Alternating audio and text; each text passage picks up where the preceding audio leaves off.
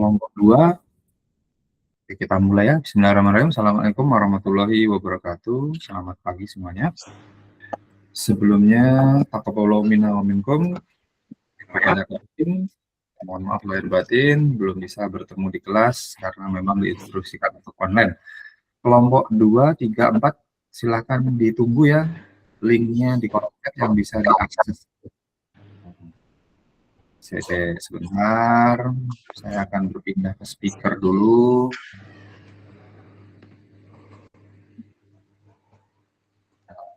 Oke, silakan aktifkan kamera dan fiturnya untuk di data.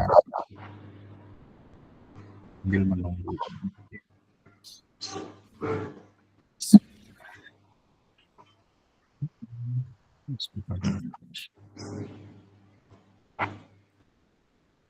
Sistem default, speakernya dulu koneksi.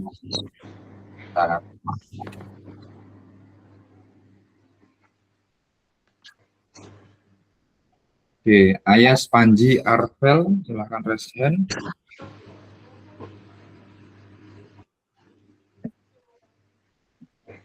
Satu saja belum kelihatan. Baik.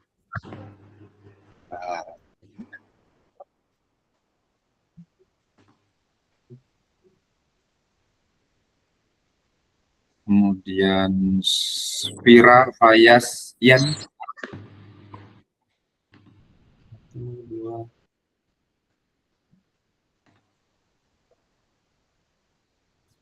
Siapa tadi? Spira Fayas Ian. Itu Ian. Oke, ya turunkan. Kemudian Hakim Mary Faiz. Kita turunkan. Oke, sudah turunkan Hakim Mary Faiz. Zahra Ella Faisal.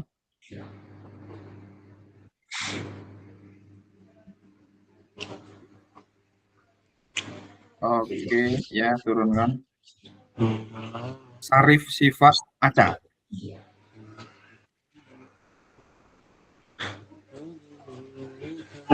Sarif, kamu di Solo apa di Malang? Tang Solo, Pak. Macet, saya kemarin lewat Solo. Nggih. Tapi kamu nggak Sherlock jadi nggak mampir ya. Oh, Sarif, kamu kok nggak edisi online? Mboten lah mengke dibikin presentasi ya, bingung kalau Oh gitu. Oke, Desita, Al, Noval. Turunkan Sarif, turunkan Siva. 1, 2. 1, 2. 2 aja ya, satunya lagi belum ada. Ya turunkan Desita dan Noval, kemudian Aril Yazid Berli. 1, 2. Oke, 2 saja yang kelihatan. Turunkan sudah. Radia Fahri Ainun. 1, 2. 2 saja. Oke, turunkan. Amar Regina Nada.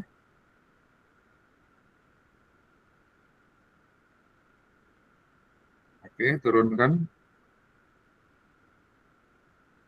Nai Ara Tala. Nai Ara Tala. Enggak. Ya, turunkan. Daniel Rasha. Daniel dan Rasha. Oke, turunkan Rasha. Oke, silakan. Oh ya. Sebelum saya serahkan ke kelompok 3, tadi kelompok 2 itu siapa yang belum terjawab? Pertanyaannya Amar Haidar, Pak. Oke, Amar sudah ada di kelas ini atau belum? Karena ini direkam, jadi kita langsung saja ya, saya tanggapi meskipun belum. Konsep mana? Konsep moneter Islam, Grand and White. Bentar. Oh, Saya salah fokus karena bacanya personal finance. Oke, sudah terlihat ya share screen-nya? Baik. Pertanyaan yang nomor berapa? Mary? Yang kedua, Pak. Yang kedua ya, nanti jika Amar belum ada di sini, kita tanggapi sesuai dengan apa yang terlihat. Oh iya, ini kelompok 2, setelah selesai dibahas, nanti tolong ditambahkan satu pertanyaan, satu slide beserta hasil pembahasan, baik itu pembahasan oleh kelompok 2 dan tambahan dari saya. Begitu ya, untuk kelompok 2 tolong menjadi perhatian. Setelah ini saya tanggapi, berarti silakan dilengkapi notulensinya. Nanti akan kita cek apakah notulensinya sudah lengkap. Gitu. Baik, Amar. Sebentar. Bagaimana cara kedua sistem mengendalikan ekonomi? Seperti Amar tidak ada di sini. Sistem yang dimaksud kedua ini apakah sistem ekonomi Islam dan sistem ekonomi kapitalis ataupun sosialis ataupun konvensional? Itu ya, barangkali itu ya pertanyaannya. Kelompok 2 bisa dibantu ya. Apakah itu yang ditanyakan ke kalian? Kedua sistem antara Islam dan konvensional, apakah itu?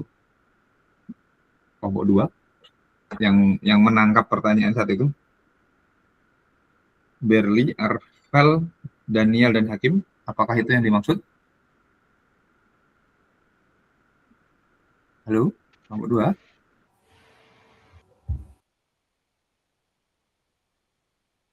Mana? Ya, kelompok 2? Betul ya? Yang gitu ya?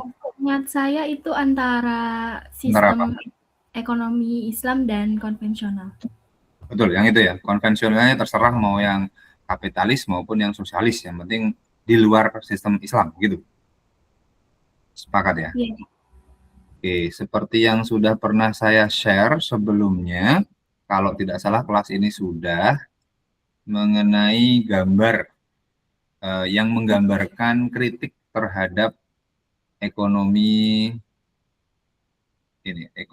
kapitalis ataupun sosialis. Sebentar, materinya saya buka dulu biar ingat. Nah, ini dia.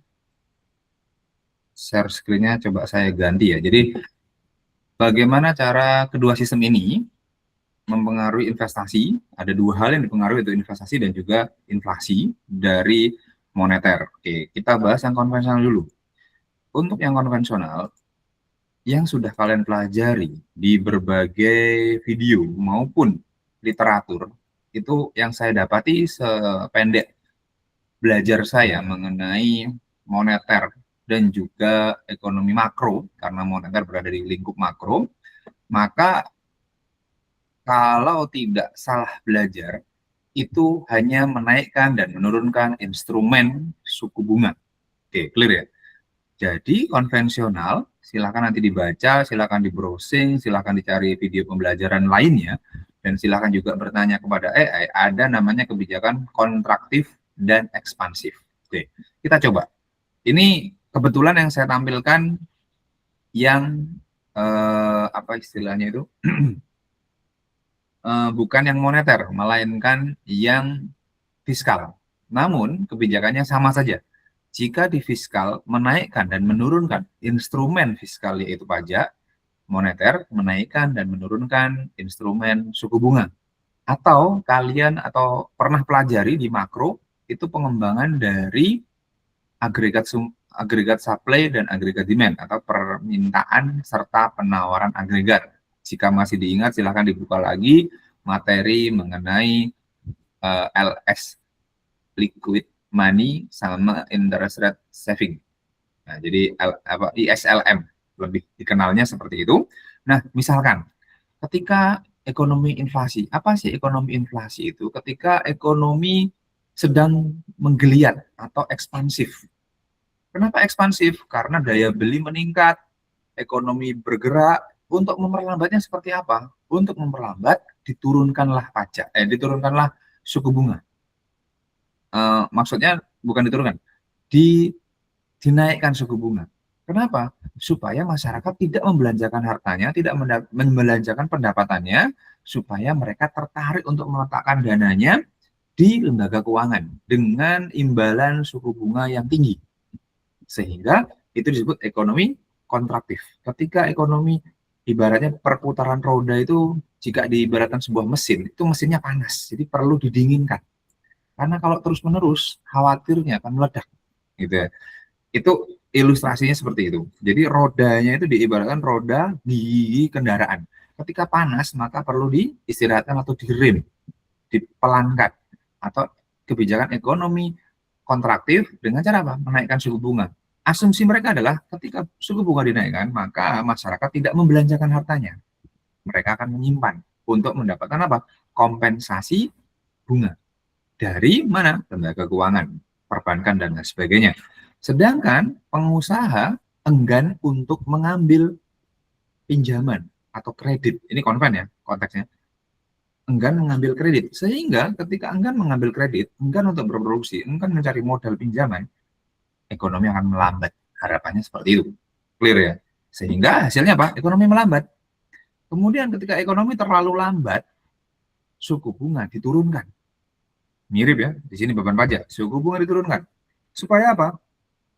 Supaya masyarakat merasa, oh daripada saya letakkan di lembaga keuangan, mending saya gunakan untuk konsumsi, untuk memuaskan, untuk mencapai utilitas, sehingga tercapailah kepuasan. Setelah itu, pihak pengusaha atau sektor I-nya melihat atau melirik, biaya modal, cost of capital-nya, biaya peminjaman di lembaga keuangan turun. Maka mereka diasumsikan apa? Berbondong-bondong meminjam modal untuk melakukan ekspansif. Makanya disebut kebijakan ekonomi ekspansif dari sisi moneter. Saya rasa itu ya untuk pertanyaannya tadi. Bagaimana kedua sistem ini berbeda? Lah, konvensional menurunkan, menaikkan, menurunkan, menaikkan. Akhirnya muncullah yang disebut lingkaran setan ekonomi. Apakah ini akan berhasil? Buktinya apa? Selama sekian tahun, selama beberapa abad terakhir ini, kenyataannya tetap saja terjadi krisis. Berarti yang salah di mana? Apakah sistemnya? Apakah sistemnya yang menyalahi aturan Islam? Islam kita bahas adalah selamat. Berarti kan tidak selamat, selalu krisis. Kebijakan yang satunya adalah ekonomi moneter Islam. Nah, untuk ekonomi moneter Islam ini tidak bisa saya jawab langsung seketika hari ini atau saat ini juga. Kita sedang mempelajarinya step by step. Jika ingin membandingkan secara sejarah umat manusia, sistem ekonomi Islam yang berdasarkan Islami, bukan moneter namanya, itu memang sudah ada. Yang mirip-mirip dengan ini, sudah mirip dengan ini adalah di peradaban Islam. Kita bisa lihat apakah ada sistemnya mengalami error. Kenyataannya, ketika terjadi krisis dan sebagainya, itu bukan karena sistem, tapi dikarenakan memang faktor di luar sistem ekonomi. Contoh, peperangan, kemudian perluasan daerah, kedoliman seorang penguasa. Kita bahas sistemnya. Apakah sejak zaman Rasulullah sampai kekhalifahan Islam runtuh, ada krisis yang diakibatkan sistem? Saya rasa dalam sejarah 6 abad lah ya, kurang lebih 6 abad Islam berkuasa di muka bumi sejak zaman Nabi, itu secara sistem tidak ada masalah, tidak ada permasalahan. Permasalahannya muncul ketika bangsa-bangsa Eropa, bangsa-bangsa Imperium Romawi dan Persia menggunakan yang seharusnya digunakan sebagai alat tukar itu menjadi simbol-simbol kemewahan. Contoh, membangun sapi dengan emas, peralatan makan dengan emas, menghias istana dengan emas, itu kan menjadikan alat yang digunakan, yang harusnya digunakan untuk transaksi sehari-hari, itu menjadi menumpuk kekayaan. Islam datang, itu melarang untuk menimbun kekayaan, kemudian menjadikan kekayaan ini dizakati supaya berputar. Dan ketika Islam disempurnakan, bahasanya gitu, oleh Rasulullah tidak serta-merta mengganti alat tukar yang sudah ada sejak sebelum Islam itu disempurnakan, yaitu apa? Imperium Romawi menggunakan emas, kerajaan Persia menggunakan perak. Itu tidak mengganti. Artinya apa? Kita hanya memperbaharui. Kemudian di zaman Rasulullah tidak ada pencetakan mata uang baru, alat tukarnya sama, tinggal menggunakannya, dan kita ketahui bahasanya adalah iktisad atau kosoda, yaitu adalah menyederhanakan, tidak berlebihan, punya maksud-maksud. Makanya kenapa sih maqasid syariah itu menjadi tombak atau menjadi tolak ukur dalam bidang ekonomi, karena kita kenal iktisad, qosoda, yaitu maksudnya adalah untuk menyederhanakan, tidak boleh bermewah-mewahan, sumber alat transaksinya digunakannya sesuai dengan apa yang diharapkan dalam Al-Quran dan Sunnah Nabi, dan itu bukan menjadi sebuah simbol-simbol kemewahan dan juga penumpukan harta, gitu ya. Jadi perbedaannya adalah itu tadi, instrumennya tidak ada suku bunga, instrumennya tidak ada menaik turunkan pajak, tapi melainkan instrumennya menjadikan apa yang seharusnya menjadi alat tukar itu tidak dijadikan sebagai simbol kemewahan, perhiasan, dan juga ditumpuk, gitu, ditimbun. Oke, gitu ya. Makanya jika kita melihat tidak ada selama kepemimpinan Islam para pemimpin-pemimpin yang sesuai syariah ya, bukan yang zolim, beliau-beliau menjadikan emas dan perak sebagai simbol-simbol kemegahan, melainkan ya sudah digunakan sebagaimana mestinya, yaitu alat transaksi, alat moneter untuk melaksanakan perputaran atau sirkulasi ekonomi. Itu perbedaan yang sangat signifikan. Nanti untuk kedepannya bagaimana akan kita bahas perlahan-lahan. Seperti itu ya kira-kira pertanyaan untuk Amar. Semoga cukup. Dan saya persilakan kelompok 3 untuk menanggapi terlebih dahulu pertanyaan yang masuk ke kalian bergantian, dan nanti akan saya tanggapi setelahnya. Silakan kelompok 3 bisa share screen.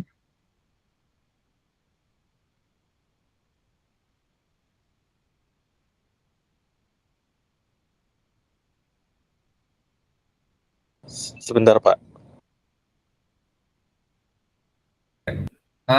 Sebentar, sambil kalian menyiapkan saya lanjutkan. Dan pertanyaannya tadi yang terakhir, bagaimana mempengaruhi investasi dan inflasi? Jawaban saya adalah ketika konvensional, kita ketahui orang menganggap menumpuk emas itu investasi. Ketika menggunakan sistem Islam, maka menumpuk emas itu ada ancaman harus membayar zakat mal. Sehingga orang akan dipaksa, Pak, boleh nggak sih menimbun atau menabung dalam bentuk emas? Boleh, tapi jangan lupa ada nisab, ada haul, di mana hal itu harus dilaksanakan, kewajiban zakatnya. Sehingga ketika ada kewajiban zakat, orang itu akan enggan untuk menimbun harta. Coba aja kalian timbun harta, laksanakan kewajiban Islam. Kalian akan merasa berat, kok berat ya bayar emas. Tapi ketika kalian investasikan, ketika kalian putar di sektor real dan menghasilkan banyak kekayaan, itu malah tak akan zakat. Zakatnya bukan zakat nimbun emas, tapi zakat perdagangan. Sehingga hartanya lebih berputar. Itu kalau dari sistem inflasi dan apa tadi pertanyaannya, inflasi ya satunya, dan juga investasi. Sehingga dalam investasi otomatis sistem moneter Islam yang menjadikan emas dan perak sebagai alat tukar itu tidak membuat, dan juga ditambah dengan kebijakan zakat perhiasan, zakat mal berupa harta, berupa emas, maka orang akan enggan untuk menumpuk-numpuk. Nah, ketika orang tidak menumpuk harta, kemungkinan terjadi inflasi juga akan makin rendah. Dan ketika emas dan perak digunakan untuk alat transaksi, maka nilai inflasi dari bahan komoditas yang kita gunakan sehari-hari, baik itu sektor barang dan jasa, dengan alat tukarnya berupa emas, itu akan senantiasa stabil dibandingkan dengan mata uang, di mana per tanggal 25 ini sebentar lagi isunya mata uang kita akan melemah. Bahasa moneternya adalah akan melemah, purchasing power parity-nya atau daya belinya berbanding dengan komoditas. Dimulai dengan apa? Dimulai dengan kenaikan BBM. Isunya isu apa? Isu peperangan. Pak, kalau isu perang seperti apa? Nah, isu perang ditambah dengan sistem moneter kita yang amburadul, otomatis inflasi akan terjadi multiplier effect. Pak, kalau ada perang tapi mata uang kita emas dan perak, ya inflasinya karena perangnya, bukan karena sistem kita yang rusak. Nah, kalau sudah sistemnya riba, sistemnya tidak berbasis emas dan perak, ditambah perang, nggak ada perang aja inflasi, apalagi ditambah isu perang, kan gitu. Jadi tambah berat lagi. Dan di Amerika kalau tidak salah inflasinya sudah mencapai 20% ya. Kalau kita ikut-ikutan Amerika, 20% itu berarti misalkan pertalite itu 10.000, berarti menjadi 12.000. 20%-nya kan gitu. Kalau di Amerika sudah 20%, akankah kita mengikuti itu? Wallahu a'lam. Ketika BBM naik berarti logistik, pengantaran, barang dari daerah ke daerah diangkut, otomatis ikut naik. Biasanya sih seperti itu. Dan itu lagi-lagi lingkaran setan ekonomi. Mana kelompok 3 share screen-nya? Jadi itu ya, hubungan ke investasi dan hubungan ke inflasinya. Yang konven semakin parah, yang Islam harusnya menstabilkan harga-harga dan antara alat tukar dengan komoditas itu semakin stabil, sedangkan untuk investasi orang tidak lagi menganggap beli perak, beli perhiasan, menimbun emas itu sebagai investasi, sehingga harga emas menjadi lebih stabil dan emas bukan digunakan untuk alat investasi yang hanya dibeli, dipegang, dikip, itu enggak. Di kelas manajemen investasi saya sebut itu bukan investasi, itu adalah aktivitas hedging atau lindung nilai. Atau kalau tidak ada niatan lindung nilai, tidak mau bayar zakat, nanti kena ancaman kanjul mal, yaitu apa? Menumpuk-numpuk harta tanpa ada tujuan yang jelas untuk kegiatan ekonomi. Itu saya bahas di kelas manajemen investasi dan juga sedang saya tulis bukunya Investasi Islam Suatu Kajian Kritis. Semoga saja bisa terbit tahun ini ya. Dan silahkan kelompok 3 dilanjutkan terlebih dahulu. 5 pertanyaan ya, kelompok 3, betul? Kelompok 3. Iya betul Bapak, ada 5 pertanyaan. Oke, silahkan ditanggapi terlebih dahulu. Nanti kalau sudah selesai, saya dinotis untuk bisa menanggapi bergantian.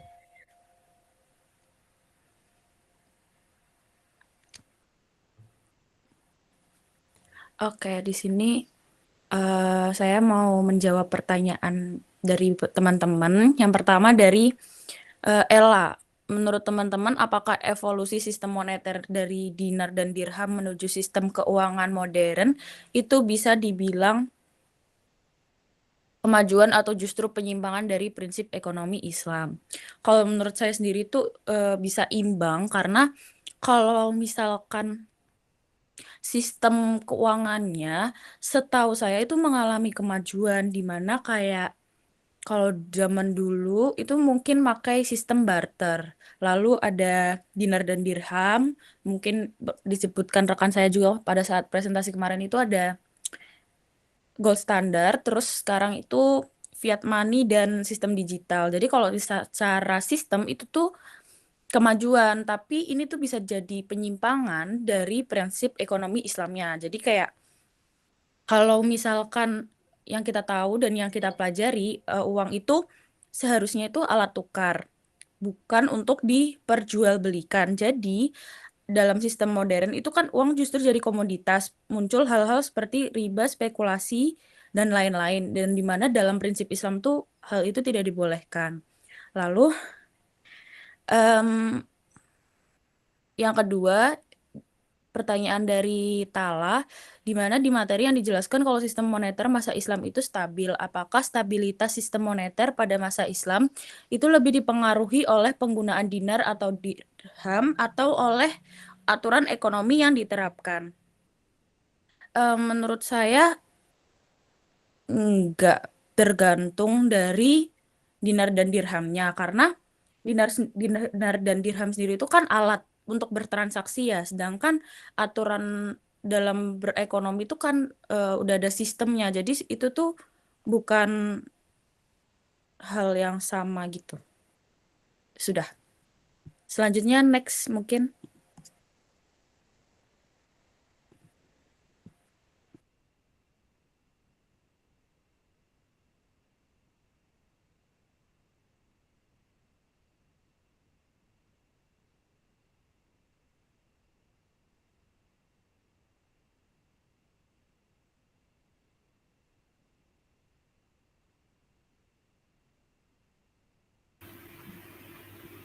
Oke, baik. Selanjutnya saya akan menjawab pertanyaan dari Hakim.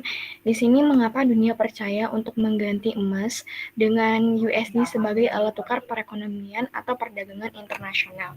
Nah, jadi seperti yang sudah dijelaskan pada pertemuan sebelumnya, bahwa kepercayaan dunia internasional ini mengganti emas dengan alat tukar dolar Amerika Serikat itu pastinya terjadi tidak secara tiba-tiba, tapi karena adanya peristiwa Bretton Woods pada tahun 1944. Nah, pada pertemuan sebelumnya saya sudah menjelaskan bahwa dalam Bretton Woods ini adalah konferensi yang dimana itu diadakan oleh kurang lebih 44 negara dan tercipta beberapa hasil itu sepertinya USD dijadikan mata uang utama di dunia, lalu nilai USD dipatok terhadap emas dan juga mata uang negara lain dipatok terhadap USD. Pastinya ada alasan mengapa USD tersebut dijadikan acuan, yaitu pertama, seperti dominasi ekonomi Amerika Serikat yang pastinya menjadi pusat perdagangan industri secara global, yang dimana pada saat itu Amerika Serikat sendiri sangat amat stabil, walaupun terjadinya banyak sekali peperangan yang ada di saat itu. Lalu Amerika Serikat pun juga memiliki cadangan emas terbesar, yang dimana kurang lebih cadangannya mereka sekitar 2/3 emas global yang ada, dan juga alasan mengapa akhirnya Amerika itu dolarnya dijadikan sebagai acuan itu pastinya karena ada kesepakatan internasional gitu dari negara-negara secara kolektif menyetujui sistem ini demi stabilitas ekonomi dunia. Oke, selanjutnya saya akan menjawab pertanyaan dari Nada. Itu munculnya sistem gold standar itu dapat ditukar dengan emas. Pada saat kapan uang kertas itu memiliki value sampai bisa dijadikan alat tukar dengan emas? Oke, jadi pastinya secara histori sendiri, uang kertas ini mulai memiliki nilai sejak muncul praktik penukaran emas, itu kurang lebih sekitar pada abad 17 sampai 19 sebelum adanya sistem gold standar. Nah, pada periode tersebut, uang kertas ini memiliki nilai yang dijamin bahwa setiap lembar yang kita tukarkan itu ada nilai atau jumlah emas tertentu, yang dimana hal tersebut berasal dari klaim atau kepercayaan masyarakat sendiri yang percaya bahwa uang kertas ini tidak akan diterima sebagai alat tukar. Nah, secara kritis, nilai uang kertas pada masa saat itu sebenarnya bersifat tidak sepenuhnya mandiri, karena sangat bergantung pada cadangan emas yang dimiliki. Jadi, pada saat cadangan terbatas atau terjadi krisis kepercayaan, maka nilai uang ini dapat terganggu. Jadi, dapat disimpulkan bahwa sejak kapan uang itu memiliki value itu kurang lebih dilihat dari abad ke-17 sampai abad ke-19 yang dimana udah terjadi beberapa pergeseran adanya penukaran dari emas menjadi alat tukar dengan uang kertas. Baik, mungkin selanjutnya akan dijelaskan oleh Panji. Oke, lanjut saya akan menjawab pertanyaan dari Fayas. Apakah emas dan perak jumlahnya menjadi terbatas ketika menjadi alat tukar saja dan menjadi tidak terbatas ketika menjadi sebuah komoditas? Nah, berarti kan kita lihat emas sebagai bentuknya ya. Kalau misalnya di fiat money gitu kita pakai uang kertas atau ya dicetaknya lewat uang kertas, kita lihat berarti bentuknya ini yang dipakai adalah emas, di mana emas itu nggak bisa dicetak secara bebas dan atau dicetak sekalipun. Jadi kalau misalnya saya disuruh jawab, apakah kalau misalnya emas dan perak itu dijadiin komoditas itu jadi tidak terbatas, jawabannya adalah tetap bakal terbatas itu. Mungkin singkat jawaban saya. Mungkin lanjut untuk pertanyaan selanjutnya.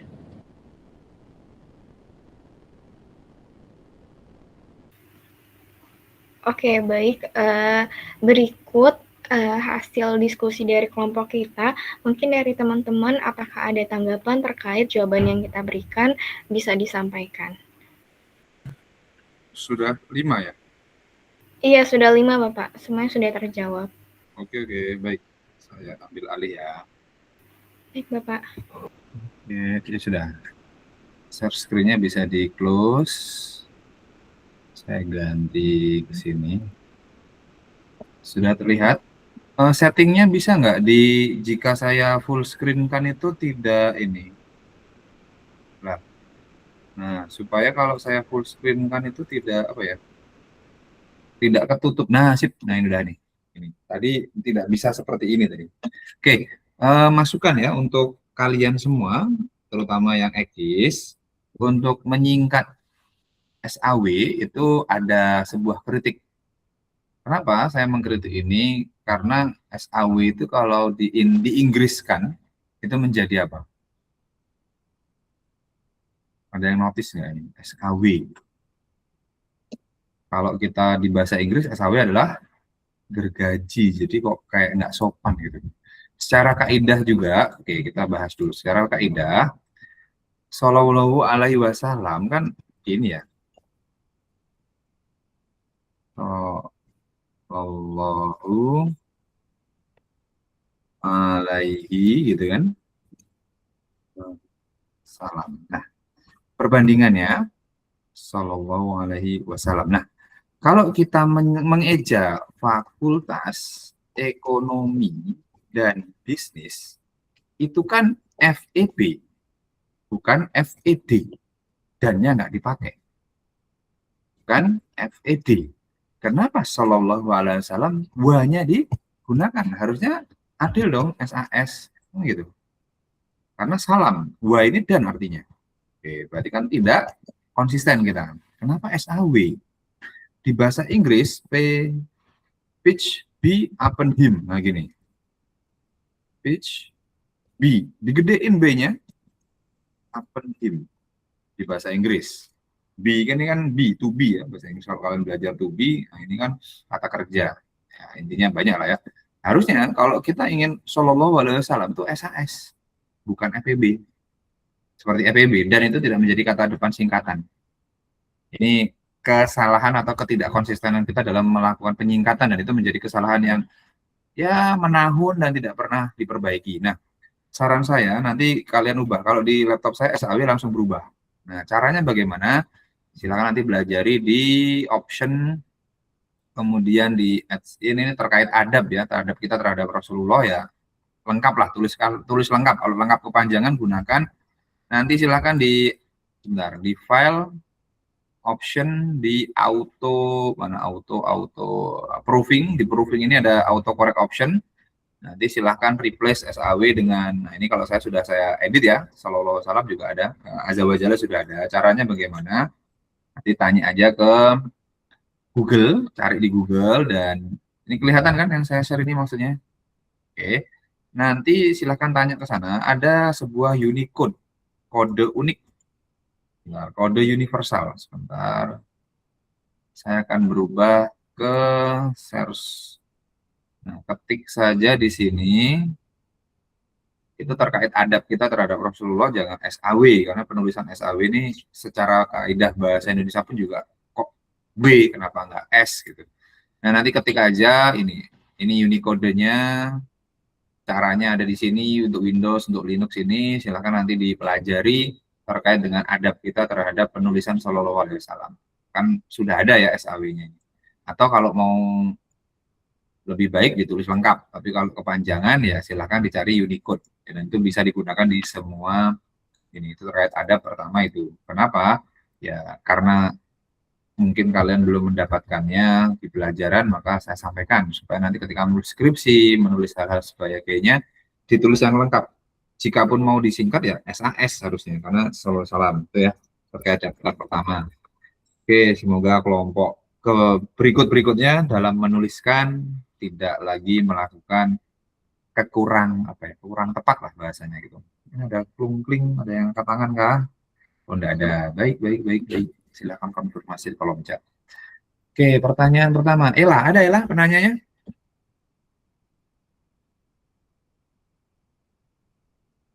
Mana Ella? Di mana Ella? Ada ya? Respon suara aja ya, karena saya layarnya di tadi. Oke, gini. Ella ada ya, Ella?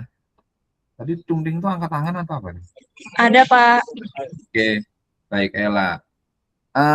Evolusi, perubahan itu menurut saya, jika kita melihat kronologinya, harusnya itu kemajuan, memudahkan, gitu. Memudahkan manusia untuk bertransaksi. Awal muasalnya, jika melihat sejarahnya. Saya coba tunjukkan ini deh, PPT yang tadi lagi ya. Singkat saja dulu, karena nanti akan ada, bentar. Nah ini yang ini aja, salah. Saya lebih sering menunjukkan bahan-bahan itu di kelas ini dibanding kelompok IB. Nah ini kelihatan ya, Ella. Jadi jika saya melihat peristiwa Bretton Woods Agreement itu sepertinya tidak bertentangan dengan syariah. Sepertinya. Kenapa? Karena tetap menjadikan emas sebagai tolak ukur alat transaksi yang digunakan. Jadi setiap 1 oz emas, setiap ada orang menyerahkan seberat 1 oz atau sekitar 28, something ya, saya lupa tepatnya. 1 oz itu ukuran Amerika setara dengan sekian gram. Coba nanti di type di Google, 1 oz itu berapa gram sih, untuk memudahkan kita berpikir. Setiap negara menyerahkan 1 oz emasnya, maka akan dicetak $35. Sehingga pencetakan dolar berdasarkan cadangan oz yang disimpan kan. Sehingga apa yang disimpan dengan apa yang ditransaksikan itu sama. Itu saya rasa hanya menjadikan sebuah alat tukar dengan media yang sama. Umar juga pernah mengatakan ingin membuat alat tukar berdasarkan kulit unta, tapi dikhawatirkan untanya nanti punah. Sehingga apa? Yang dilaksanakan mereka itu mirip apa yang akan dilaksanakan Umar, dan kertas tidak ada kepunahan. Mungkin misalkan ini ya, Pak, pohon jadi tumbang, ditebang semua untuk ini loh. Tapi kan ini alat tukarnya harus berdasarkan cadangan emas yang ada, cadangan perak yang ada. Berarti pencetakannya tidak bisa ngawur, tidak bisa semaunya sendiri. Itu saya rasa tidak bertentangan niat awalnya. Tapi ketika terjadi fiat money era, di mana tidak ada keterkaitan antara alat tukar dengan emas itu sendiri, disitulah kemunduran jahiliyahnya di situ, penyimpangannya di situ. Oke, clear ya. Jadi sebenarnya kalau ditanya apakah itu bertentangan, kronologinya sepertinya tidak bertentangan. Meskipun mereka yang bersepakat ini tidak semuanya Muslim, tidak semuanya mengacu kepada aturan Islam. Tapi apa yang mereka lakukan sepertinya tidak ada masalah. Awalnya kan seperti itu. Namun kenyataannya sampai ke sini justru terjadi pemalsuan yang lebih mudah, mudorotnya lebih banyak. Jadi kalau saya lihat dari kejadian saat itu tidak ada masalah. Namun gara-gara kejadian itu menjadikan masalah yang menjadikan peluang berbuat curang makin mudah. Maka dari kacamata hari ini saya bisa katakan mencegah sebab kemudorotan sama wajibnya dengan mencegah sebab kemudorotan, kan gitu. Ibaratnya gini, zaman dahulu ketika mau nikah mereka itu ada istilahnya pacaran, kenalan dulu. Pacaran zaman dahulu itu hanya sebatas lihat-melihat di jendela, di dalam rumah, komunikasi jarak jauh. Kalau kita definisikan hal itu, oh itu nggak apa-apa kan jarak jauh, ta'aruf. Hari ini definisi pacaran bergeser, seakan-akan pacaran sudah seperti layaknya hubungan suami istri. Berarti peristiwa pacaran di zaman itu harusnya dicegah sejak awal supaya tidak terjadi kejadian hari ini, di mana kalau kita definisikan hari ini pacaran itu kan adegannya sudah seperti suami istri, bahkan lebih mesra dibanding pasangan yang halal. Berarti kan ketika tidak dicegah sejak awal, makanya benar la taqrabu zina, jangan mendekati zina. Berarti kalau saya ambil itu la taqrabu maksiat, jangan mendekati maksiat, mencoba ngotak-ngatik alat tukar yang sudah perak ke emas ke alat tukar yang bisa berujung pada kerusakan hari ini. Jadi awalnya itu tidak ada masalah, tapi setelah kita kaji per hari ini, ternyata kejadian 3 abad yang lalu ini menjadikan alat tukar rancu. Sehingga saya bisa katakan kejadian Bretton Woods ini penyebab awal mula adanya penyimpangan-penyimpangan berikutnya. Gitu. Oke ya. Jadi Apakah itu kemajuan? Nah, kenyataannya kok tambah seperti ini. Padahal kita flashback sebelum dilakukan kemajuan itu, yang notabene pakar moneter mengatakan makin mudah, ekonomi makin maju, makin berkembang. Kenyataannya kok malah makin banyak yang sengsara. Berarti kan pertumbuhan ekonomi ada, tapi tidak diimbangi dengan selalu didampingi dengan ketimpangan. Zaman dahulu perkembangan ekonomi lambat, pelan-pelan. Tapi bangunan-bangunan dan kemajuan terdahulu itu tidak bisa mundur. Nah, hari ini kita naik turun. Sehingga saya bisa katakan itulah awal muasal penyimpangan yang menjadikan apa yang kita alami hari ini. Oke, itu ya Ella ya. Jadi semoga cukup jelas. Jadi kalau kita melihat di zaman itu, oke, kemajuan. Tapi setelah kita kaji kok malah banyak kasus, banyak kerusakan. Jadi apa yang dianggap kemajuan justru malah menimbulkan banyak problem. Itu juga saya berlakukan di dalam saya mengajar. Ketika ada, ini celah-celah yang akan dilanggar mahasiswa, ini celah-celah yang menjadikan saya nggak bisa mengoreksi itu, maka akan selalu continuous improvement, selalu dilakukan istilahnya penyesuaian. Oke, gitu ya. Jadi bisa jadi kemajuan di suatu zaman ternyata malah blunder bahasanya gitu. Seperti halnya sekarang, kemajuan tentang AI. Kalau AI ini tidak dibendung atau sangat objektif, itu malah blunder bagi penemunya. Kenapa?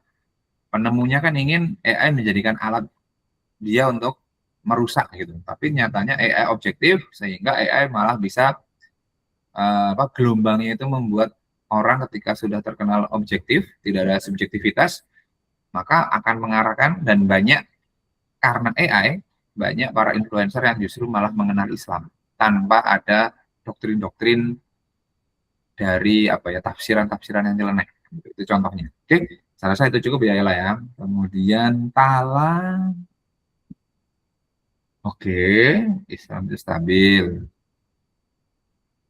Atau oleh aturan. Bentar Tala. Kalau menjawab ini harusnya tidak bisa parsial ya Tala, di Islam, di sistem Islam antara penggunaan, ada ya Tala di sini ya. Halo Tala, bisa respon atau tidak ada respon? Oke, saya jawab dulu aja. Tidak ada respon, nanti semoga rekamannya ada. Misalkan hanya penggunaan dinar dirham tanpa diimbangi oleh zakat kebijakan mengenai fiskalnya, yaitu barang siapa yang sudah mencapai harta sekian harus membayar zakat, ya akan pincang, akan tetap pincang. Sehingga suatu sistem kesatuan yang komprehensif. Ketika pilih-pilih, maka nanti ketika terjadi, lupa, sudah menggunakan dinar dirham, tapi aturan ekonomi Islam tidak diterapkan, ya berarti orang masih kecenderungan menumpuk harta ada. Kan ada di salah satu surat Al-Hakumut Takasur hatta zurtumul maqabir, itu kan tentang orang yang menimbun harta. Jadi ada nggak peristiwa di mana menimbun harta itu tetap membuat kesalahan? Ada di zaman Mansa Musa. Ketika beliau membagi-bagikan emas ketika perjalanan haji, itu malah membuat daerah yang dilewatinya itu inflasinya nggak karuan. Karena apa? Setiap orang kaya. Jadi ketika dinar dirham digunakan, tapi ada kebijakan lain. Contohnya lagi adalah karun. Karun itu korun. Korun itu di zaman dinar dirham, di zaman penggunaan alat tukarnya stabil, tapi tidak diimbangi dengan aturan ekonomi Islam yang lainnya, sehingga ya tetap menjadikan Fir'aun dan para tentaranya malah menurunkan dirinya kan gitu. Jadi itu terjadi di era dinar dirham atau era emas dan perak sebagai alat tukar. Ada lagi di zaman raja zolimnya Ibrahim itu, siapa namanya? Saya kok lupa ya. Ada yang ingat? Zaman Ibrahim itu ada raja yang zolim, namanya Abraham, Mbak. Bukan. Namrud buatan Pak. Ibrahim.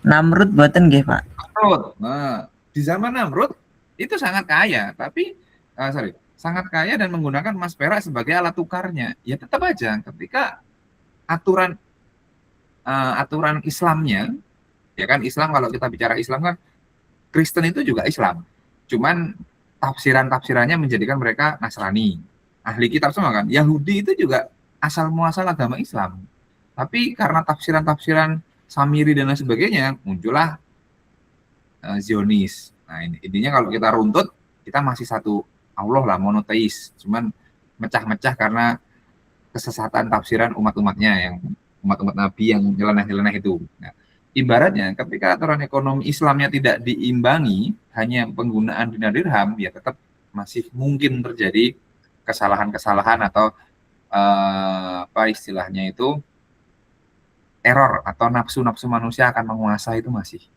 Jadi stabil itu jika memang alat tukarnya sesuai dan diimbangi dengan kebijakan-kebijakan yang menyertainya. Pak, boleh nggak sih kaya raya? Boleh. Buktinya banyak contoh-contoh yang saya sampaikan itu Muslim yang kaya raya. Dan mereka tetap taat aja. Bahkan ada sahabat Nabi yang dijamin surga, kaya raya, malah nggak bisa miskin, masuk surganya dengan merangkak. Itu beliau kaya raya. Cuman nilai-nilai Islam tetap dijunjung oleh beliau. Dua, yang paling terkenal adalah Utsman bin Affan, yang pertama Utsman bin Affan, tapi yang paling banyak dikenal, yang kaya masuk surga dengan merangkak itu Abdurrahman bin Auf. Itu kaya semua. Bunda Khadijah juga sangat kaya juga. Apakah mereka hidup di masa penggunaan emas perak? Yes. Dan menggunakan ekonomi yang baik? Yes. Sehingga, Pak, ada nggak ketika zaman kekhalifahan yang aturan Islam kurang ditetapkan? Ada. Ketika raja-raja Islamnya menimbun harta. Nah, itu kan ada keruntuhan tuh, keruntuhan zaman siapa. Itu pelajari sendiri-sendiri ya. Jadi ketika kita melihat di secara pemikiran ekonomi Islam di sana ada di mana para pemikir itu hidup di masa-masa di mana sistem moneternya dijalankan sesuai dengan Islam atau tidak bertentangan dengan Islam, yaitu menggunakan emas dan perak sebagai alat tukar dan juga aturan ekonomi Islamnya masih kental, sehingga mereka menganggap mereka menganggap tidak ada keruntuhan zaman Islam, sehingga tidak terlalu banyak dikaji tentang sistem di zaman itu. Oke. Itu untuk Tala. Kemudian untuk Fayas, ada Fayas? Hadir, Pak. Oke. Saya agak bingung, Fayas. Maksudmu gimana ya? Menjadi terbatas ketika alat tukar dan tidak terbatas menjadi komoditas itu maksudnya gimana, Fayas? Kan kemarin tuh dijelasin kenapa emas dan perak ini tidak dijadikan alat tukar lagi itu kan karena jumlahnya yang terbatas. Tapi saya melihat Oke. Jadi kenapa jumlahnya menjadi terbatas gitu ya? Gimana? Kenapa tidak dijadikan alat tukar lagi? Karena ada yang bilang terbatas, seperti itu? Iya, Pak. Oke. Contohnya gini, seandainya nih ya, penguasa orang-orang kaya tidak menimbun emas dan perak sebagai perhiasan dan peralatan-peralatan kemewahan, saya bisa pastikan emas dan perak yang ada di muka bumi ini cukup untuk menjadi sebuah alat tukar tanpa ada penyelewengan. Tapi jika ada yang menimbun, yang kalau kita lihat kan di film-film seperti Aladin, Bajak Laut, itu emasnya dijadikan untuk apa sih? Untuk simbol kekayaan kan? Bukan sebagai alat tukar kan? Nah, jika kita jadikan itu alat tukar, saya bisa yakin insya Allah cukup kok. Kalau alat tukar ya, bukan untuk menimbun kekayaan. Tapi justru ketika dijadikan sebuah komoditas, emas dan perak menjadi langka. Komoditas untuk apa? Untuk digunakan, dijadikan alat makan, dijadikan perhiasan, dan bisa jadi wanita itu pakai perhiasannya banyak gitu. Nah itu untuk apa? Wong itu tuh fungsinya untuk alat tukar. Tapi dijadikan yang kalau cuma antik kan dikit ya gitu. Dan tidak 24 karat, campuran-campuran logam mulia banyak. Tapi kalau 22 ke atas karatnya dan itu mohon maaf nih. Coba kemarin yang lebaran ketemu, kalau lebaran biasanya saya menemukannya sih ibu-ibu ya. Di sini jejer banyak itu. Ada yang kayak gitu. Nemu nggak kemarin? Ketemu nggak sama ibu-ibu seperti itu? Jangan-jangan malah keluarga sendiri kan gitu. Wah, kalau saliman itu keruncing kelihatan. Apalagi kalau pulang dari Mekah, Madinah, wah itu menjadi simbol. Seandainya itu tidak menjadi sebuah simbol atau dijadikan perhiasan yang kuning-kuning tadi dijadikan alat tukar, saya bisa pastikan cukup untuk apa ya? Dijadikan contohnya gini. Di Indonesia sendiri nih ya, Indonesia sendiri, saya sudah pernah cerita atau belum ya di kelas ini. Ketika Freeport yang sudah ditambang sekian puluh tahun, itu kalau dibagikan ke kita semua, per kepala, per nyawa, baik yang muda maupun yang tua, sekitar 200, hitungan kasarnya 280 juta, 270 sampai 280 juta jiwa, apa yang ada di tambang Indonesia dibagikan ke masyarakat Indonesia, per orang itu mendapatkan sekitar 1 kilo. Kalau zaman itu dihitung 1 kilo masih 1 miliar. Ya, 1 kilo atau 1 miliar ya? Ya, 1 miliar. Kira-kira 1 miliar itu untuk per orang hidup. Cukup nggak? Apalagi satu rumah isinya 4 miliar. Untuk hidup. Sekedar untuk hidup aja. Cukup nggak? Per orang 4 miliar. Dan itu kalau digunakan transaksi, berarti kan berputar. Saya membeli dari kalian membeli dari saya. Ya kan tinggal naik turunnya paling dibuat transaksi 500 juta gitu. Transaksi. Berarti kan kalian masih punya simpanan per orang 500 juta. Dan itu akan muter ke kalian. Kalian kerja dapat lagi, kalian belanja dapat lagi kan gitu. Muter aja. Nah, pertanyaan sekarang, itu kalau dibagikan rata loh ya. Rata. Anggaplah sekarang ada yang kaya Pak, ada yang numpuk-numpuk lah itu. Berarti kan sebenarnya untuk alat transaksi cukup di Indonesia. Di tempat-tempat lain bagaimana? Ya, dengan semakin seiring berjumlahnya penduduk manusia, otomatis aktivitas penambangan kan jalan. Itu tidak secepat gini, bahasanya gini, mencetak mata uang kertas sejumlah 100 triliun dengan melahirkan manusia sejumlah 1 juta penduduk, cepat mana?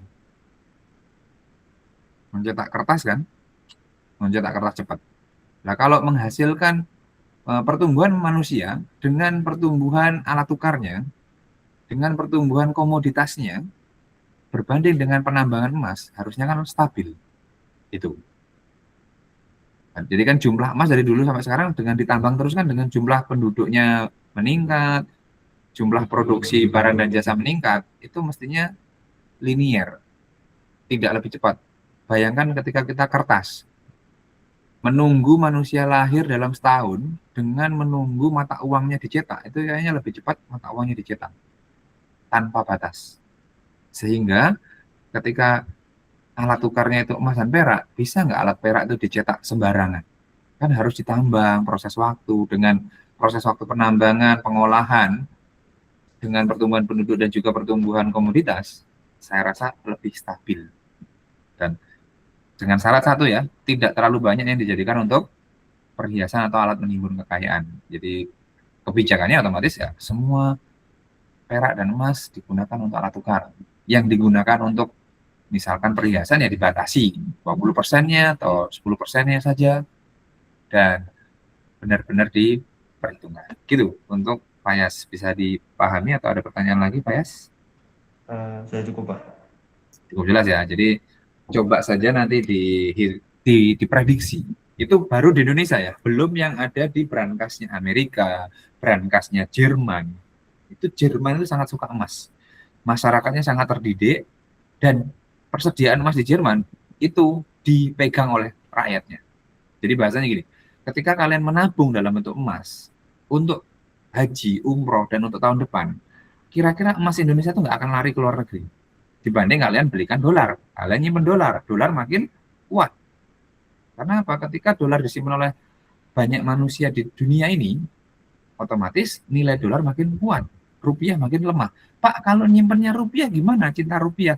Kalian simpan rupiah sebagai tabungan kalian, berarti banyak money supply. Banyak money supply berarti menurunkan daya beli. Jadi yang membuat hari ini mata uang kita itu makin lemah dibanding negara lain, ya kita juga. Kenapa? Saking seringnya nyimpen rupiah. Coba yang kita simpan itu dalam bentuk emas. Dalam artian menyimpan sebelum batasan kanzul mal ya, sebelum dianggap menimbun harta ya, tapi menyimpan dengan motif nabung untuk masa depan, menabung untuk sesuatu keperluan, untuk mencapai financial goal. Itu lebih aman digunakan emas dan perak. Ketika emas dan perak dimiliki oleh bangsa kita sendiri, maka aliran emas perak ke luar negeri menjadi sedikit. Sehingga mata uang kita, rupiah kita bisa menjadi makin kuat. Itu analisis konvensionalnya. Jadi menguntungkan negara kita. Semakin banyak rupiah dicetak, maka semakin banyak money supply. Semakin banyak money supply, artinya apa? Harga atau daya tawar rupiah terhadap komoditas makin rendah. Nanti itu bahasan di ekonomi konvensional. Moneter konvensional. Kalau nanti masih bingung, dibuka lagi moneter konvensionalnya. Oke, kita ke Hakim. Ada Hakim?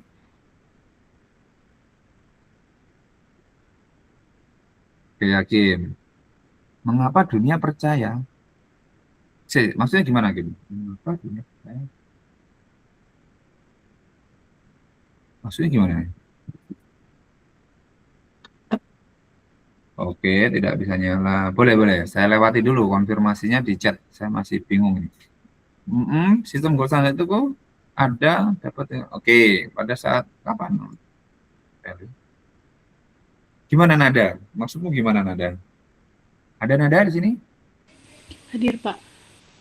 Coba, Kemarin coba. kan dijelasin, jadi kemarin tuh dijelasin sama Zana kalau misalnya pas lagi sistem gold standard itu uang kertas tuh dapat ditukar dengan emas, tapi Oke. kemarin tuh di PPT tuh emang nggak ada kayak kapan sih uang kertas itu dapat ditukar uang kertas itu jadi value memiliki value gitu, Pak. Makanya Oke. saya nanya aja konfirmasi lagi kapan uang kertas itu memiliki value sehingga bisa sampai dijadikan alat tukar dengan emas. Oke, periodenya ya, berarti yang ditanyakan periodenya. Baik, saya buka lagi lah PPT yang tadi. Ini tuh harusnya disampaikan di pertemuan ketiga, tapi karena waktu ya. Oke, ini ya runtutannya ini. Nah ini, zaman logam transisi ke zaman emas, menjadi kertas. Nah ini kalau di zaman Nabi, ya ini pasar, syuk, hukum syariah, akad kontrak ini adalah komponen-komponen yang melengkapi instrumen alat tukarnya. Awalnya emas itu untuk komoditas yang harganya mahal. Contohnya yang harganya kalau bahasa sekarang itu di atas 10 juta lah transaksinya, atau di atas 5 juta. Itu menggunakan dinar. Apa contohnya? Misalkan kalau hari ini ya jual beli laptop, motor,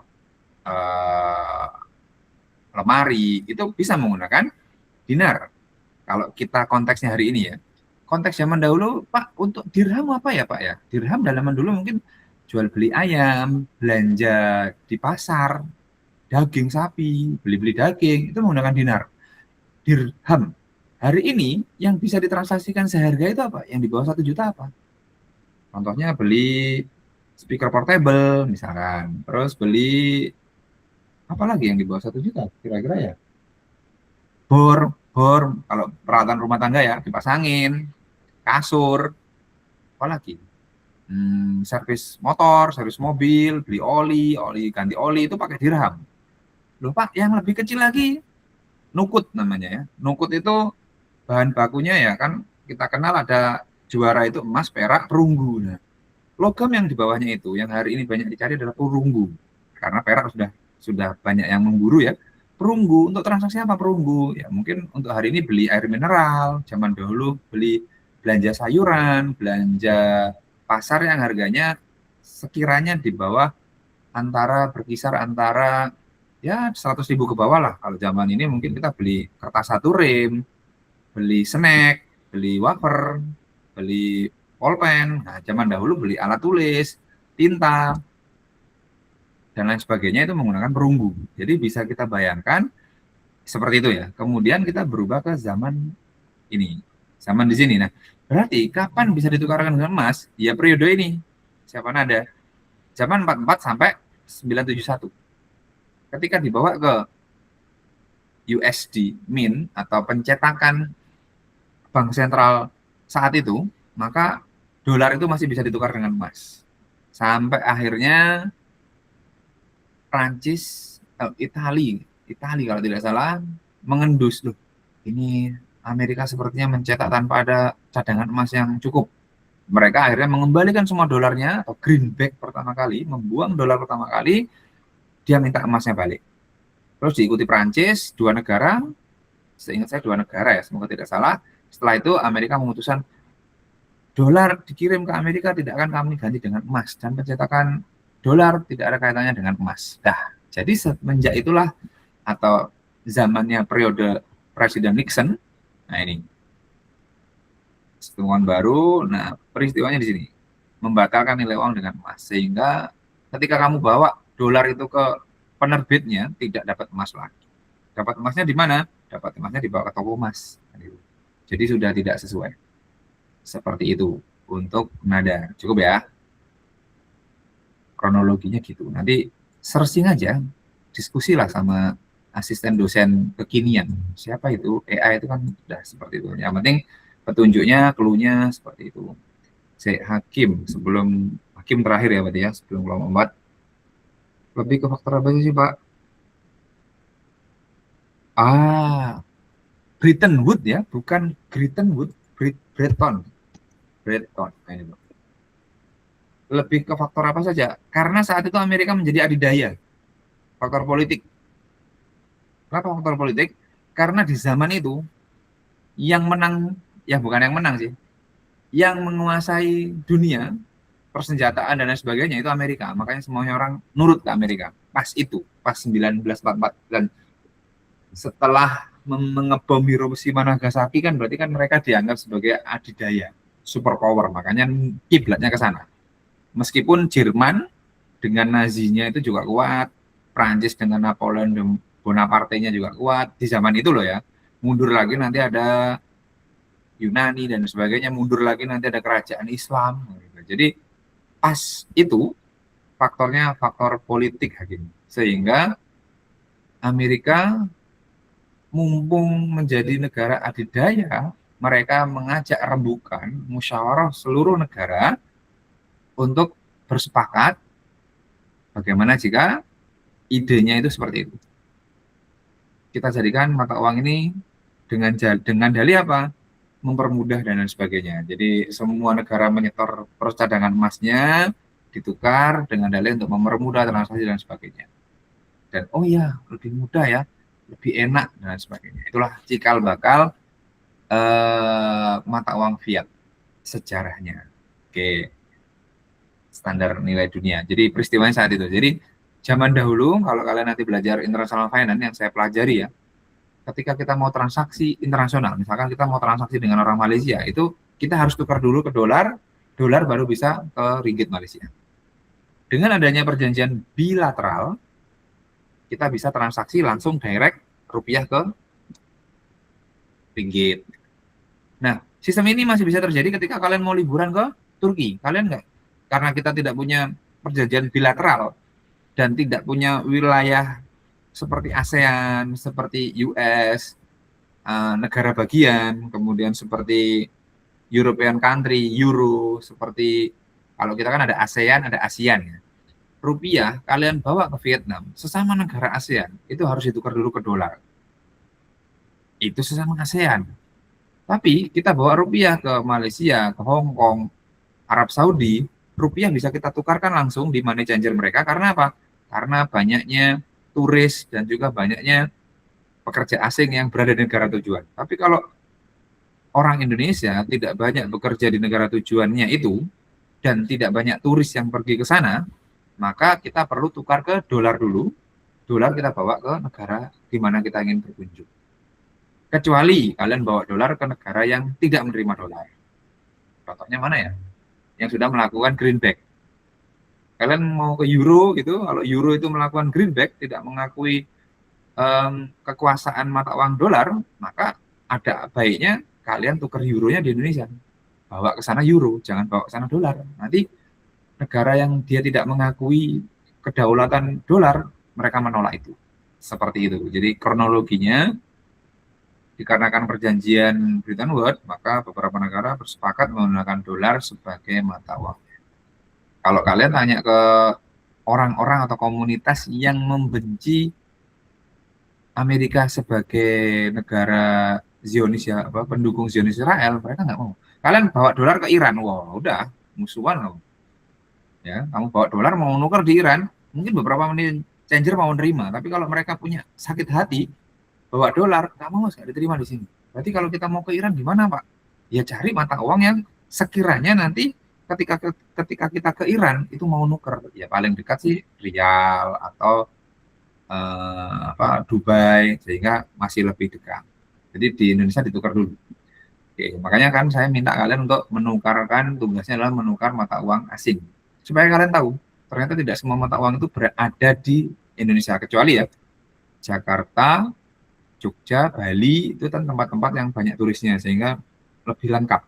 Kalau di Malang itu mungkin mentok-mentok ya ringgit, Saudi gitu, ya banyak banyak mana turis datang ke sini, dolar sama barangkali tujuan orang-orang Malang sekitarnya untuk pergi ke bekerja ke negara asing. Kalau kalian nyari yang neko-neko di Malang sepertinya tidak lebih beragam dibanding wilayah-wilayah dengan penduduk homogenitas heterogenitas turisnya lebih tinggi. Di Bali pastinya lebih banyak mata uang yang nyeleneh atau yang asing. Kemarin pun saya juga minta ke adik ipar saya yang pulang dari Turki itu, kamu bawa ini nggak mata uang Turki nggak? Karena di Indonesia ini money changer lira susah. Dia membawanya kebetulan hanya 1 lembar, sehingga saya hanya dapat. Kemudian yang Mesir nanti kita bawa di kelas ya untuk sebagai pembelajaran. Mesir itu karena ada sepupu yang di Al Azhar, saya minta malah dikirim dari sana, langsung diposkan dari sana berbagai satuan alat tukar Mesir. Jadi seperti itu. Oke, itu ya untuk 3 kita cukupkan. Silakan 4 dijawab terlebih dahulu. Jika waktunya cukup nanti akan saya tambahkan pembahasannya. Jika tidak kita cukupkan selesai kelompoknya saja. Silakan kelompok 4.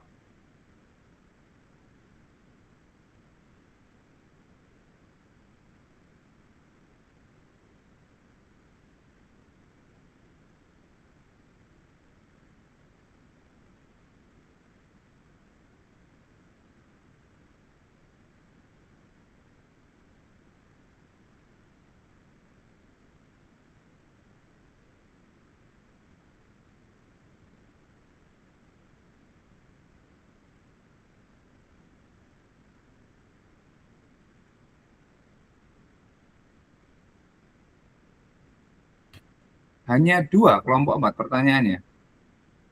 Iya benar Pak, hanya 2 yang bertanya. Ini karena ada Ayas jadi ragu bertanya, jangan-jangan.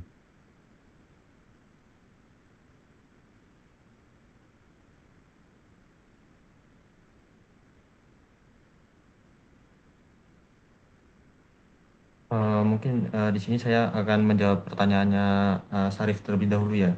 Bagaimana Seknores dapat dikelola agar tidak menjadi bentuk eksploitasi oleh negara.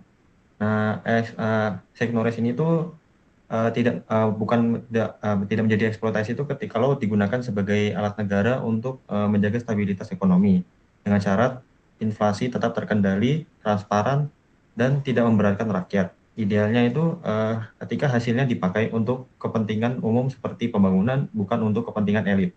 Namun dalam praktiknya sering jadi eksploitasi karena percetakan uang berlebihan, memicu inflasi dan menurunkan daya beli masyarakat, terutama yang miskin. Karena itu perlu pengawasan ketat agar tetap adil dan sesuai prinsip syariah. Mungkin untuk Mas Arif apakah menjawab?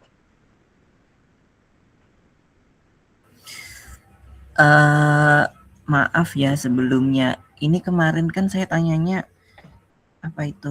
bagaimana Seknores ini kan kemarin kan dijelaskan oleh Atala ya, itu kan menurut perspektif Islam gitu ya, kan ada keadilan gitu ya. Nah keadilannya itu gimana gitu loh biar enggak mengeksploitasi oleh negara gitu loh. Itu tadi seperti tadi kalau jadi memang Seknores itu digunakan untuk kepentingan negara seperti pembangunan dan lain-lain. Tapi kalau bukan untuk menjadi kepentingan elit. Ini seperti itu. Oke, baik. Mungkin selanjutnya bisa dijawab oleh rekan saya.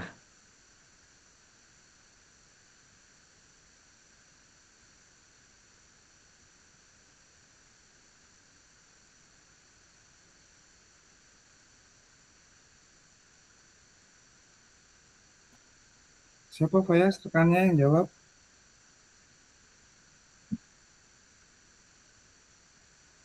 Sebentar Pak, sebentar. Oke. Sudah, sambil menunggu Ian yang belum dijawab, saya akan mencoba menginikan Syarif ya. Dapat dikelola. Saya mikir dulu ya Syarif ya, sebentar. Self knowledge itu kan bisa ke definisinya nggak, Pak Yas?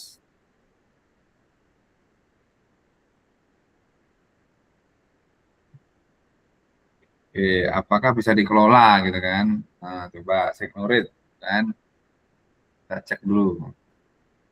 Bagus pertanyaannya ya. Self knowledge. Nanti bisa kita telaah apakah kebijakan self knowledge itu mengikuti usul fik dalam mencetuskan kebijakan itu atau hanya asumsi-asumsi, bahasa lembutnya asumsi, bahasa agak kurang sopannya itu akal-akalan manusia untuk mencapai tujuannya kan gitu. Jangan dampaknya, definisi. Mana Ada sini definisinya ini mana? aja Pak, di Oh, PPT udah ada saya definisinya. gini aja. Iya Pak. Sudah. Oke, kita ke pertanyaan Syarif. Jadi gini Syarif, asumsinya yang bahasa halusnya itu gitu. Kita mencetak mata uang bukan berdasarkan cadangan emas yang dimiliki. Kalau cadangan emas dimiliki, misalkan Syarif nyetor, Pak saya punya 350 gram emas. Oh ya, nanti tak kasih. Misalkan, kan, saya punya 10 os emas Pak. Saya bank sentral nih. Oke Syarif, karena kamu nyetor, saya terbitkan, cekrek, saya cetak $350. Paham ya Syarif? Karena satu osnya $35. Jadi karena Syarif nyetor, saya cetakkan, saya buatkan tanda bukti kepemilikan Syarif emasnya di sini $350 karena 10 os disetor. Yes, paham Syarif? Singkat cerita, semua negara itu memahami bukti kepemilikan Syarif ini adalah emas. Oke. Terus Syarif bawa ke Ian, aku mau beli barang dari kamu. Karena saat itu masih di era transisi. Bentar ya. Ini ada yang puasa tuh. Masa transisi, singkat cerita, Ian itu ragu. Loh, kok dikasihnya ini? Iya, ini tanda kepemilikan emasku ada di Amin, Bank Sentral. Ian belum mau nih, datang lagi ke Noval. Noval udah tahu, oh iya, ini tuh sistem yang baru. Dengan sertifikat ini, dengan fiat money ini, dia percaya bahwasanya nanti suatu saat saya bisa ke Pak Amin mengambil emasnya. Wes, paham ya Syarif ya? Sehingga Noval dengan Syarif transaksi dan orang-orang yang paham dengan konsep fiat ini mereka saling transaksi. Oh iya, ini alat tukar. Nanti kalau membutuhkan emas bisa ke Pak Amin ditukar dengan emas karena Pak Amin menjamin dengan emas. Wes, jalan tuh. Singkat cerita, satu kelas ini, satu negara ini kalian transaksi lah dengan $350 yang disimpan Syarif. Paham Syarif ya? Oke, datanglah kelas lain, misalkan. Udah paham juga tuh kelas IB.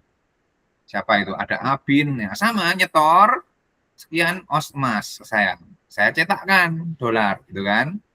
Antar kelas kalian, anggaplah antar kelas ini dua negara yang berbeda, memahami bahwasanya, oh iya, apa yang diterbitkan Pak Amin ini bisa ditukar dengan emas loh, berharga loh, sama berharganya. Berarti antar kalian bertukar.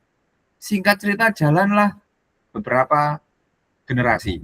Kalian sudah tidak ada, digantikan anak kalian, digantikan cucu kalian, yang tidak tahu sejarahnya. Kira-kira gambarannya gimana? Oh ya ini penting, ini berharga, bisa ditukar barang, ini bisa dibelikan. Kalau nggak dapat cerita ini, orang-orang akan menganggap alat tukar berharga. Sepakat ya? Karena bisa ditukar-tukarkan. Itulah yang terjadi di kita sekarang. Kalian menganggap rupiah berharga tanpa tahu asal-usulnya dari mana. Kalau setelah tahu asal-usulnya, nah, anggaplah anak cucu kalian. Saya ceritakan anak cucu saya. Cetakan aja lebih. Orang-orang sudah lupa. Orang sudah nggak sadar. Orang-orang nggak akan ngambil emas kita, cetak aja wes. Nah, muncullah kronologinya ini tadi sebut signorage, printing apa yang kita sebut money, currency out of nothing. Tanpa ada orang nyetor ke saya nyetak aja. Saya nyetak aja untuk belanja. Kira-kira enak nggak jadi bank sentral? Semua udah percaya, sudah dijadikan sebagai alat transaksi yang berharga. Saya nyetak semaunya sendiri, Arif. Keluarga saya mau kayanya berapa, cetak aja cetak. Gaji-gaji karyawan, gaji-gaji ini tanpa melihat bagaimana emas yang disetor. Kira-kira. Paham ya, Syarif ya? Kemungkinan untuk tidak mengeksploitasi itu kecil apa besar? Apalagi manusia-manusianya yang mencetuskan sistem ini tidak memegang Quran, hadis, ijma, qiyas sebagai pedoman. Wong yang pegang aja keturunannya Nabi aja bisanya nyimpang, apalagi keturunan manusia biasa yang belum dijamin surga. Wong yang dijamin surga aja keturunannya ada yang nyelah-nyelahnya. Benar nggak? Coba saya tanya Daniel,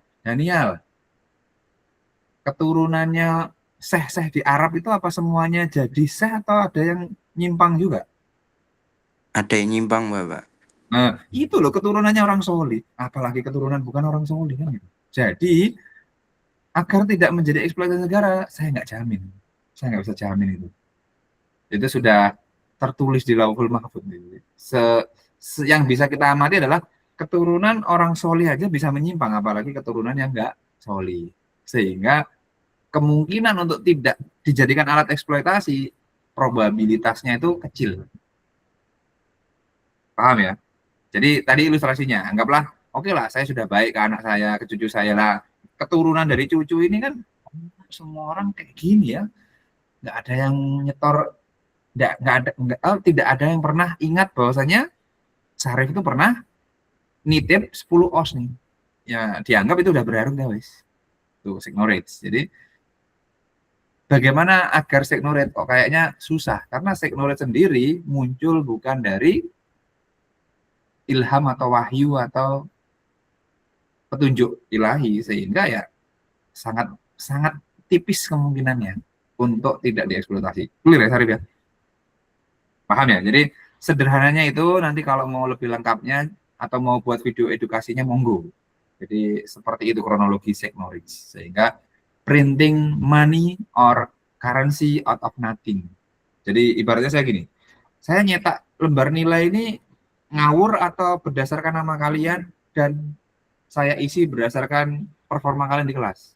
Kalau saya iseng-iseng tak isi sampai terakhir, misalkan ini ya, Regina, Sahril, Aca belum presentasi, saya isi aja nilainya. Berarti kan signorate tuh. Karena saya belum melihat realnya, tapi sudah saya prediksi nilai kalian. Sampai nilainya misalkan Vira, oh nilai Vira segini, nilai A segini loh. Belum presentasi, belum menunjukkan performa kok sudah nilai Pak Amin. Berarti kan signorate itu. Menilai tanpa ada bukti yang bisa dipertanggungjawabkan. Nah, gitu. Jadi buat apa? Ngeprint ini mencatat kalian ini kan berdasarkan pengalaman atau progres yang dijalankan. Kalau saya ngisinya ngawur, sudah berarti kan itu meramalkan, memprediksi aja. Boleh sih memprediksi, misalkan, oh ini berdasarkan historical data, Syarif ini nilainya yang lalu gini nih, kemudian performanya hari ini turun. Ya berarti ya nggak mungkin dong nilainya sama dengan yang lalu. Oh performanya lebih bagus nih. Dulu kayak gini saya ingat saya. Sekarang sudah lebih baik, ada perubahan, ya nggak mungkin dong. Yang dulu B, sekarang masih B, ya harusnya ke A atau B+. Oh dulu udah A, kemudian karena sombong, merasa sudah dekat, merasa kenal, kemudian performanya turun. Ya nggak mungkin saya beri A lagi, karena memang performa di kelas ini berbeda atau mengalami penurunan. Gitu ya. Bahasanya seperti itulah. Jadi harus sesuai dengan empirical evidence yang di lapangannya. Nah, jadi signorate itu kalau bisa dibilang ya apa ya, smooth, bahasanya smooth. Saya juga pernah bertanya kepada sepupu saya yang kerja di BI. kamu tahu nggak sumber dana BI dari mana? Dia nggak bisa jawab. Yang penting apa? Yang penting aku kerja, mengerjakan perintah atasan, dapat gaji gede, udah. Terus sumbernya dari mana? Bisnisnya gimana? Itu kayaknya nggak akan mencoba mencari tahu. Yang penting saya dapat gaji, bisa hidup, bisa jalan-jalan. Nah, kalau dicari tahu, ngeri itu. Sumbernya dari mana, status halal haramnya bagaimana, itu kan ngeri juga. Jadi kalau berani harusnya dia berani. Karena ada beberapa orang yang ex-bank itu keluar dari bank BI, itu ya salah satunya dia mempelajari tentang asal-usulnya dari mana, saya ini bekerja sebagai apa, digaji dari mana, sumbernya itu. Kalau berani loh ya. Tapi tidak semua orang berani saya rasa. Itu Sarif. Jadi itu tantangannya di situ. Oke, silakan kelompok 4 menanggapi pertanyaan Ian. Jika nanti saya tidak cukup, maka Ian akan saya bahas di kelas ya Ian ya. Tapi silakan kelompok 4 diselesaikan dulu saat ini. Oke, baik. Terima kasih atas kesempatannya. Kali ini saya akan menjawab pertanyaan dari Rahadian, yakni dalam perspektif ekonomi Islam, apakah technology ini dapat dikategorikan sebagai riba? Nah, jadi dalam perspektif ekonomi Islam, technology ini tidak secara langsung termasuk riba, karena tidak berasal dari akad utang piutang berbunga begitu. Namun praktik ini tuh bisa mendekati riba apabila menghasilkan keuntungan tanpa aktivitas ekonomi real, juga jika menimbulkan inflasi yang merugikan masyarakat. Nah, karena dalam kondisi tersebut terdapat unsur ketidakadilan, karena negara akan memperoleh keuntungan tanpa imbalan yang sepadan sehingga bertentangan dengan prinsip syariah. Mungkin kurang lebih begitu. Oke, thank you Ella. Ya udahlah, kita selesaikan aja 3 menit. Ian ada Ian? Hadir, Pak. Kalau dihubungkan riba, Nasiah, Fadil, tidak ada tukar menukar, tidak ada pembayaran tertunda ya. Kalau dengan dosa riba, sepertinya sih tidak secara langsung. Saya sepakat dengan Ella. Namun dia lebih kepada penipuan ya. Lebih kepada penipuan. Jadi membuat alat tukar tanpa adanya underlying yang jelas. Makanya di awal itu karena saya pernah bahas underlying asetnya apa. Ibaratnya gini, semisal nih, kalian nitip kendaraan di di salah satu department store, terus saya sebagai petugas parkirnya mencetak tiket. Seandainya saya mencetak tiket dan saya membolehkan setiap tiket membawa keluar satu motor, kira-kira kasihan nggak yang nggak kebagian motor? Nah, Signorage praktiknya itu mirip seperti itu. Jadi dia mencetak sesuatu yang sudah dianggap berharga oleh masyarakat, padahal hakikatnya tidak ada landasannya. Itu landasannya hanya kebijakan. Kebijakan atas dasar apa? Memperkirakan benar atau salah, wallahu alam.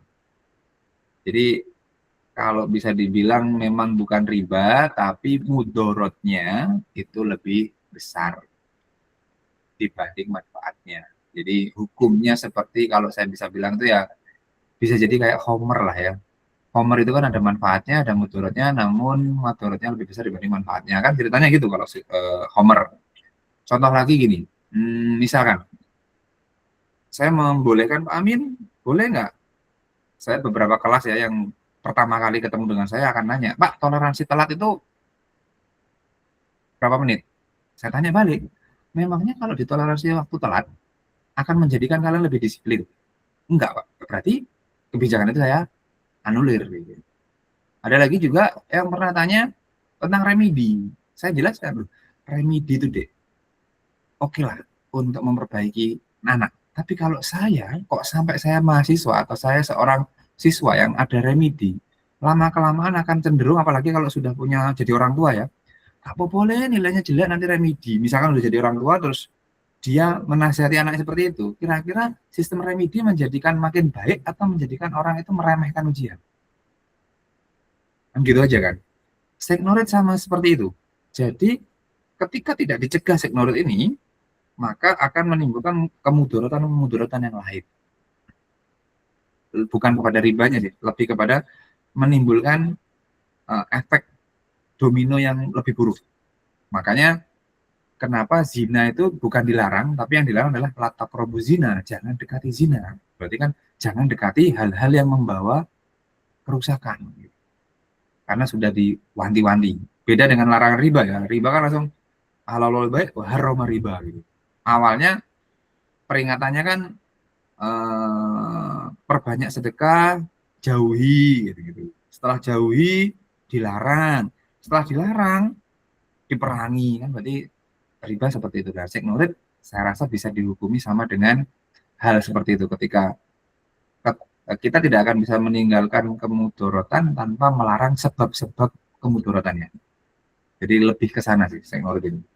Dan munculnya Syekh Nurid ini kan oleh istilah ya itu tadi kronologinya ya. Awal muasalnya yang berhubungan dengan pertukaran syarif, kalian menukar satu periode aman, periode kedua oke, periode ketiga makin lupa, periode keempat makin lupa. Jadi turun ke anak cucu kalian yang generasi berapa itu sudah mulai lupa bahwasanya punya simpanan ke saya, dan saya bilang anggaplah saya amanah nih, ini punyanya ini ya, punyanya ini ya, apakah turun ke anak saya akan tetap bisa? Belum tentu. Paling udah lupa lah, cetak aja lah sesuka kita gitu. Jadi dan yang tahu hal ini hanya orang-orang yang belajar moneter dan yang belajar moneter Islam. Bayangkan berapa persen sih jumlah yang mempelajari moneter dan berapa persen dari yang mempelajari moneter belajar moneter Islam se-Indonesia. Kalau kamu mau membuka mata seorang Indonesia untuk ayo balik emas, ayo cintain emas, ini momentumnya karena emas lagi naik tuh ya.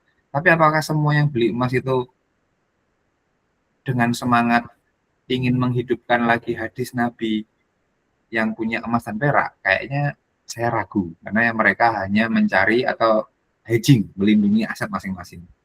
Saya ragu 50% dari orang-orang yang membeli emas dan perak hari ini itu berniat untuk menghidupkan kembali sunnah.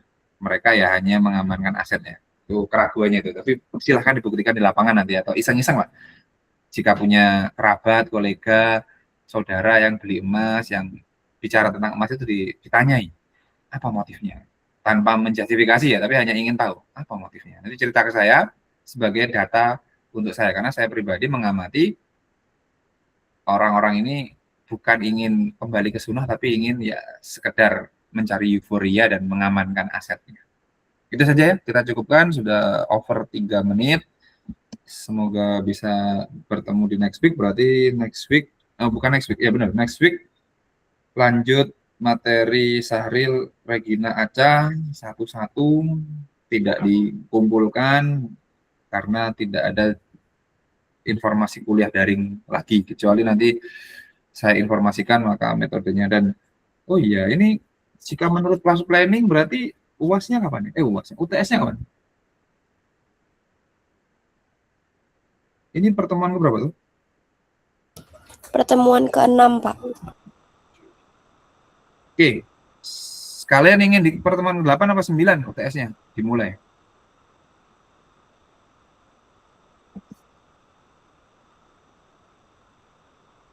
Halo, ingin di berapa?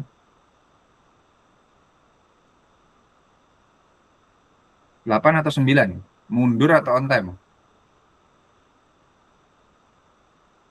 Enggak ada jawaban, on time. Mau on time atau sesuai kelas planning? Kelas planning itu berarti UTS di berapa? Ada yang ingat nggak kelas planning? Halo?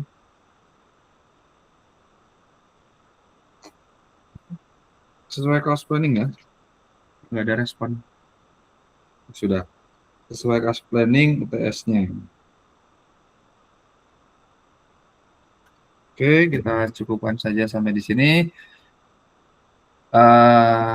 Alhamdulillah. Subhanakallahumma wa bihamdika asyhadu an la ilaha illa anta astaghfiruka wa atubu ilaik. Akhirul kalam, bila taufiq hidayah. Assalamualaikum warahmatullahi wabarakatuh. Waalaikumsalam warahmatullahi wabarakatuh. Terima kasih, Pak.